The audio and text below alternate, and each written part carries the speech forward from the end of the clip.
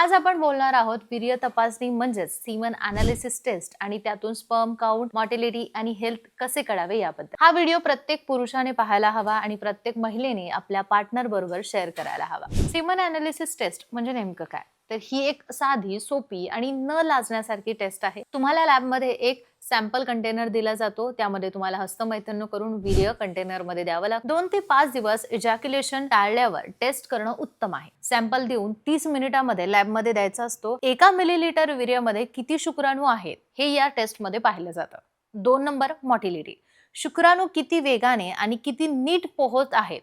आणि 3 नंबर म्हणजे मॉर्फोलॉजी, म्हणजे त्याचा आकार आणि स्ट्रक्चर योग्य आहे की नाही। स्पर्म काउंट रिपोर्ट कशी वाचायची असते तर सोप्या भाषेत समजून घ्या। त्या रिपोर्ट मध्ये स्पर्म काउंट असं लिहिलेलं असतं। 15 मिलियन पर ml पेक्षा जास्त असेल तर तो चांगला काउंट समजला जातो। यापेक्षा कमी असेल तर डॉक्टरला ते लो काउंट म्हणतात।